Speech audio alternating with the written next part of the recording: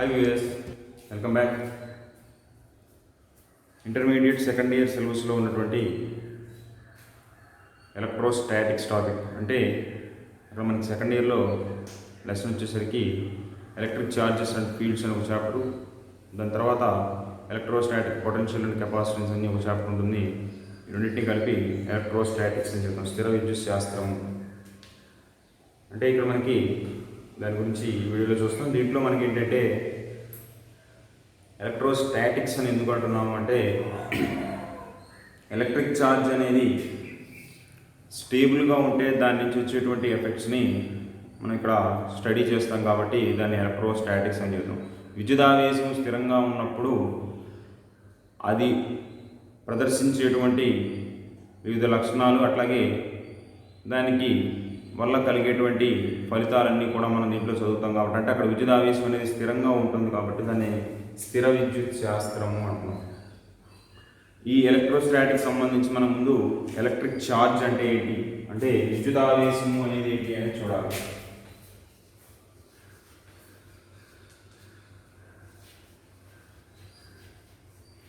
ఈ electric charge అనేది మనకి 2 టైప్స్గా ఉంటుంది.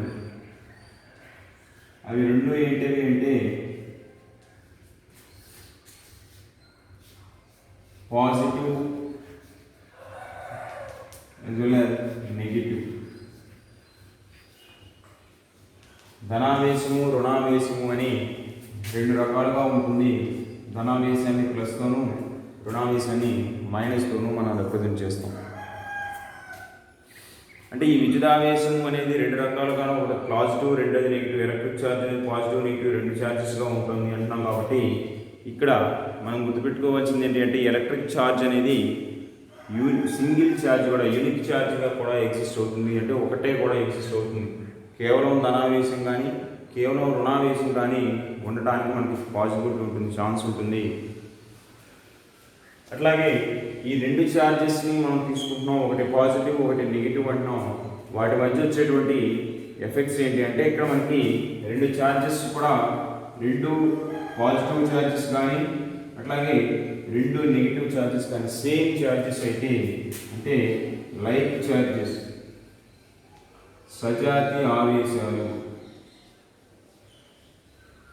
సజాతి ఆవేశాలు అయినప్పుడు వీటి మధ్య ఉండేటువంటి ఎఫెక్ట్ ఎలా ఉంటుంది అంటే ఇది ఇక్కడ రిపల్షన్ జరుగుతుంది. అంటే వికర్షణ బలం, వికర్షణ అనేది పనిచేస్తుంది.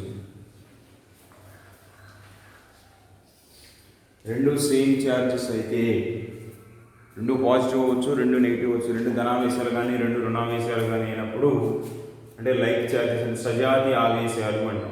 అటువంటి వాటికి అక్కడ జరిగేటువంటి ఫోర్స్ ఏంటి, అక్కడ ఉండేటువంటిది ఏంటి అంటే రిపల్షన్ జరుగుతుంది, వికర్షణ అనేది వాటి మధ్య పనిచేస్తూ ఉంటుంది. అట్లాగే మనకి 2 ఆపోజిట్ అయితే, అంటే ఒకటి ప్లస్ రెండోది మైనస్ అయితే, అంటే ప్లస్ మైనస్ అవ్వచ్చు, మైనస్ ప్లస్ అవ్వచ్చు, ఏదైనా సరే 2 దీన్ని వేరువేరుగా ఉన్నాయి కాబట్టి అన్లైక్ ఛార్జెస్ అంటాం. విజాతి ఆవేశాలు ఇవి, వీటి మధ్య అట్రాక్షన్ ఉంటుంది.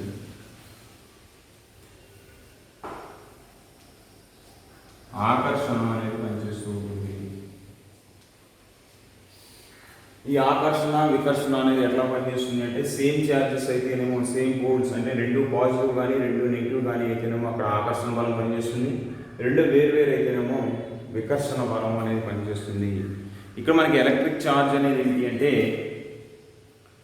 ఒక పాయింట్ ఛార్జ్గా మనం ఇక్కడ కన్సిడర్ చేసుకుంటాం. అంటే ఒక బిందువు వద్ద ఉన్నట్టుగా మనం ఎలక్ట్రిక్ ఛార్జ్ని కన్సిడర్ చేసుకుంటాం.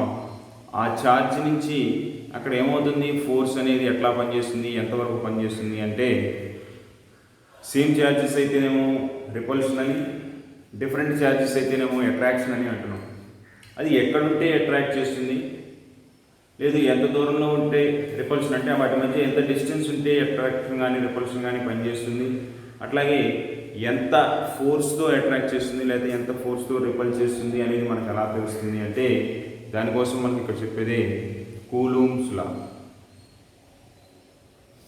అంటే పాజిటివ్ ఛార్జెస్ అని కానీ నెగిటివ్ ఛార్జెస్ కానీ 2 సేమ్ ఛార్జెస్ అయితేనేమో అట్రాక్టివ్ ఫోర్స్ ఉంటుంది, రిపల్సివ్ ఫోర్స్ ఉంటుంది. రెండు డిఫరెంట్ ఛార్జెస్ అయితే అట్రాక్టివ్ ఫోర్స్ ఉంటుంది అంటున్నాం.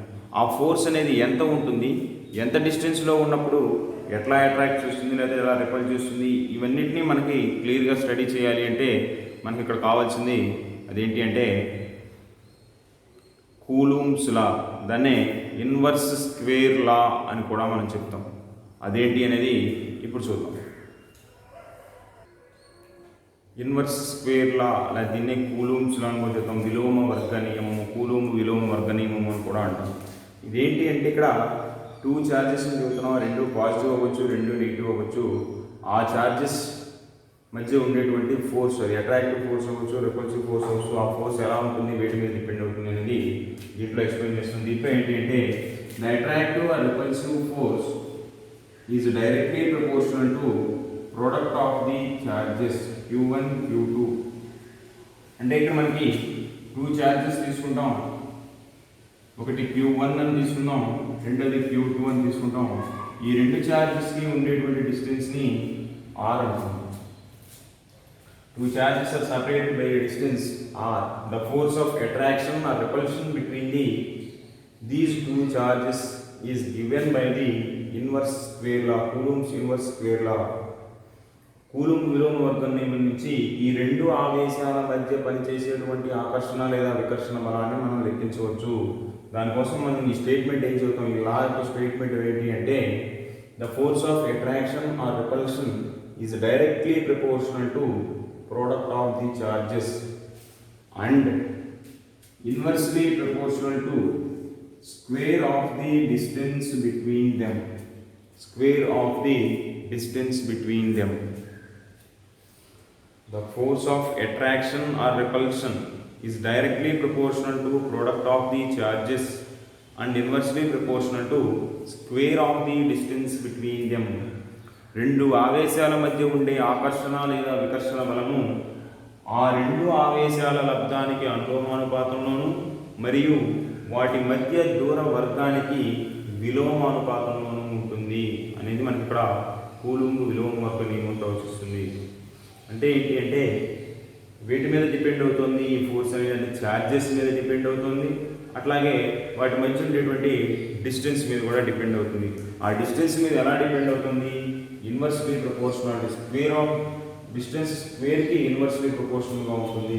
దూర వర్గానికి విలోమానుపాతం ఉంటుందంటే దూరం పెరిగితే వాటి మధ్య పనిచేసేటువంటి బలం అనేది తగ్గిపోతుంది. ఈ రెండింటిని కలిపి ఎలా రాసుకుంటామంటే F is proportional to Q1 Q2 by R square రాసుకుంటాం. F is proportional to Q1 Q2 by R square అని రాసుకుంటాము. సో ఇక్కడ ఈ ప్రపోర్షనాలిటీ తీసేయాలి అంటే మనం కాన్స్టెంట్ రాసుకుంటాం. జనరల్గా F is equal to 1/4πε0 into Q1 Q2 by R square. ఎక్కడైనా సరే మనకి ప్రపోర్షనాలిటీ తీసేసామంటే ఒక కాన్స్టెంట్ రాసుకుంటాం. ఆ కాన్స్టెంట్ ఇక్కడ ఏమని రాసుకున్నామంటే 1/4πε0 ఇది మొత్తం కాన్స్టెంట్ వాల్యూ. సో దీని వాల్యూ ఎంత ఉంటుంది అంటే 9 × 10⁻9 ఉంటుంది. 1/4πε0 వాల్యూ 9 × 10⁻9. సో ఇక్కడ మనకి ఇది మొత్తం కాన్స్టెంట్ టర్మ్ అవుతుంది. ఈ కాన్స్టెంట్ టర్మ్ మొత్తం వాల్యూ 9 × 10⁻9, అంతేగాని సింగిల్ టర్మ్స్లో మొత్తం ఈ సింప్లిఫికేషన్ మొత్తం చేసిన తర్వాత 9 × 10⁻9 అనే వాల్యూ వస్తుంది.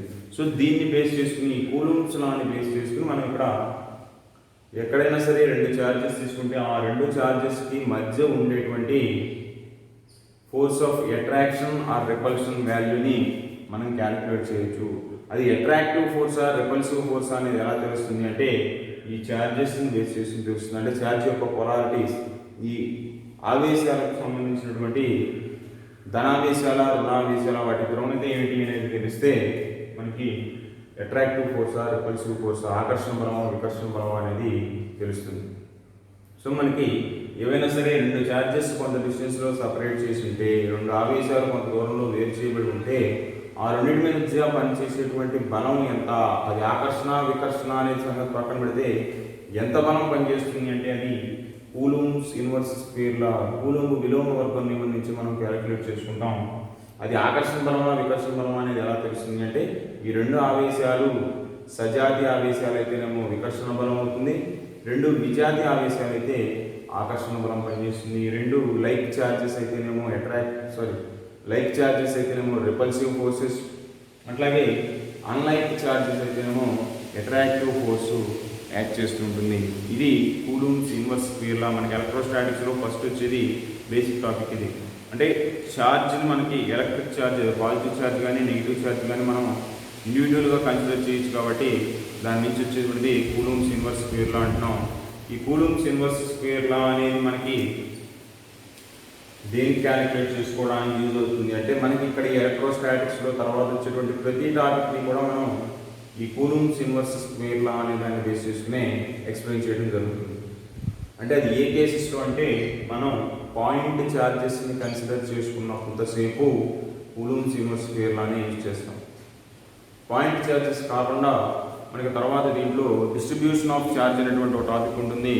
దాంట్లో ఇంకొక లాని బేస్ చేసుకుని చెప్తాం. అక్కడ అంటే ఛార్జ్ అనేది మొత్తం డిస్ట్రిబ్యూట్ అయితే అప్పుడు ఎటువంటి తీసుకోవాలి, ఎలా తీసుకోవాలి అనేది మనకి తర్వాత టాపిక్స్లో వస్తుంది. ఇక్కడ మాత్రం పాయింట్ ఛార్జ్ని కన్సిడర్ చేసుకున్నంతసేపు మనం దాని ఎఫెక్ట్స్ని స్టడీ చేయాలి. దాని నుంచి వచ్చేటువంటి different types of physical quantities మొత్తాన్ని మనం వాల్యూ చేయాలి అంటే ఖచ్చితంగా మనం యూజ్ చేసేది ఏంటి అంటే ఇన్వర్స్ స్క్వేర్ లా. కూలుంబ్ విలోమ వర్గం నియమం నుంచే మనం బిందు ఆవేశాన్ని పరిగణలోకి తీసుకున్నంతసేపు మనం దాని నుంచే క్యాలిక్యులేట్ చేసుకుంటూ వెళ్తాం. ఇది కూలుంబ్స్ ఇన్నర్ స్క్వేర్ లాకి సంబంధించి. దీన్ని బేస్ చేసి దీని అప్లికేషన్స్ ఏంటి అనేది మనం నెక్స్ట్ వీడియోస్లో చూద్దాం. Thank you.